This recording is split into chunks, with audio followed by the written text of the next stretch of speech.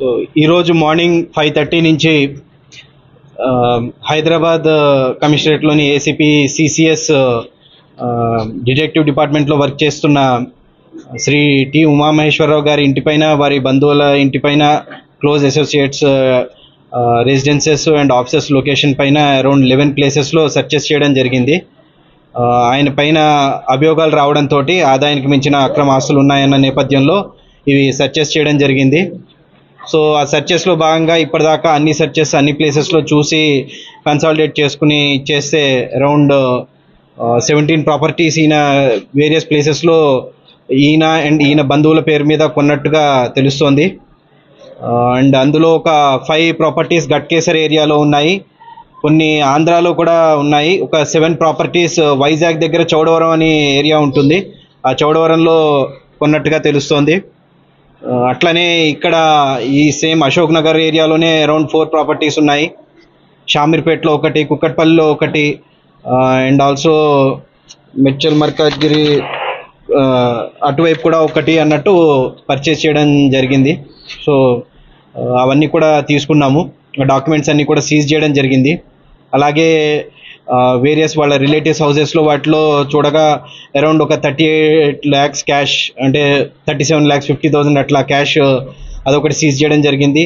Gold కూడా సుమారు various times 60 tolas gold అది కూడా సీజ్ చేయడం జరిగింది. సో ఇవన్నీ చూస్తే టోటల్ మూవబుల్ అంటే అక్రమాస్తుల దాంట్లో movable immovable properties value around it comes around 3.5 crores 3 crores 46 lakhs అన్నట్టు 3.5 crores అట్లాగా document value, actual registered value అది వస్తుంది.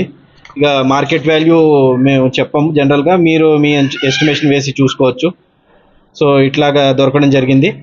సో ఇంకా ఫర్దర్ వేరే కొన్ని ఈయన చేసిన కేసెస్లో కూడా కొన్ని అభియోగాలు ఉన్నాయి. సో ఆ అభియోగాల్ని కూడా తదుపరి దర్యాప్తులో మేము కొనసాగిస్తాము, పోలీస్ కస్టడీ తీసుకుని. ఆ కేసెస్లో ఏమైనా జరిగాయా, ఇర్రెగ్యులారిటీస్ అయ్యి అందులో కూడా ఏమైనా మనీ తీసుకోవడం జరిగిందా అవి అన్నది. సో ప్రస్తుతానికైతే ఇన్ని ఫార్మాలిటీస్ కంప్లీట్ చేసి కోర్టులో హాజరుపరిచి రిమాండ్ చేయిస్తాం.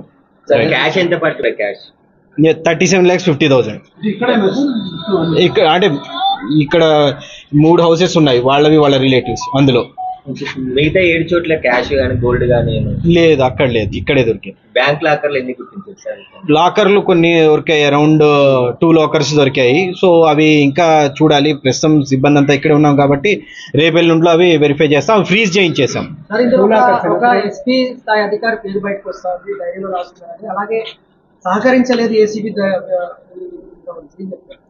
అదే అంటే పేరు వచ్చింది కేవలం అది ఎస్పీ అని అదే అని కాదు, పేరు కేవలం అలా వచ్చింది. ఆ పేరు ఎవరిది ఏంటి అనేది డీటెయిల్స్ ఫర్దర్ చూడాలి. ఆ డీటెయిల్స్ చెప్పలేదు, దానికి మాకు సహకారం అందించలేదు ఈయన. సో అందుకని తదుపరి పోలీస్ కస్టడీలో వాటిలో మేము అది కనుక్కుని ఆ పేరు కూడా ఇది చేసి అది ఇన్వెస్ట్మెంట్ చేశారంటున్నారు. ఆ ఇన్వెస్ట్మెంట్ ఫర్మ్తో కూడా మాట్లాడి అందులో అటువంటి ఇన్వెస్ట్మెంట్ అయిందా, ఆ పర్సన్ ఎవరైతే ఉన్నారో ఆ పర్సన్ చేశారా లేదా అన్ని వెరిఫై చేసి మేము కన్సల్టేట్ గా చూస్తాం. అది ఎవరు సార్, ఏం పేరు సార్? సందీప్ రావు అని చెప్పేసి వస్తున్నారు. అంటే పేరు యాక్చువల్ గా ఇతని గ్యాడ్జెట్స్ లో చూస్తే సందీప్ అని ఉండే, దాన్ని మరి ఎట్లా వచ్చిందో తెలీదు, మీడియా వాళ్ళు సందీప్ రావు అని తీసుకున్నారు. బట్ అది మేము చెప్పలేము ఎవరన్నది. సో అందుకోసమే అన్నాం కదా, కేవలం ఆ పేరు వచ్చింది, ఆ పేరుతో చాలా మంది అధికారులు ఉన్నారు, అవన్నీ వెరిఫై చేసి ఇతన్ని కూడా ఎట్లాగా పోలీస్ కస్టడీ తీసుకుంటాం కాబట్టి అప్పుడు కూడా వెరిఫై చేసి ఫుల్ ఫ్లెడ్జ్ గా చేసుకుంటాం. వ్యాపారాలు ఏమైనా గుర్తించారు సార్? రియల్ ఎస్టేట్ లో పెట్టుబడులు పెట్టారంటున్నారు సార్? అయ్యాయి, అది షామీర్పేటలో ఒక విల్లా పర్చేస్ కోసం అంటూ ఇచ్చేశారు, అండ్ వేరే వాటిలో కూడా అయ్యాయి. సో అవి చెప్తున్నాం కదా, ఫర్మ్స్ కూడా వెళ్ళాము, వాటి నుంచి ఇంకా కొన్ని రిపోర్ట్స్ అవి రావాలి, కొన్ని 2-3 కంపెనీలు వాటి నుంచి. అవి వచ్చిన తర్వాత మేము ఫర్దర్ కన్సల్టేట్ చేసి చెప్పగలం.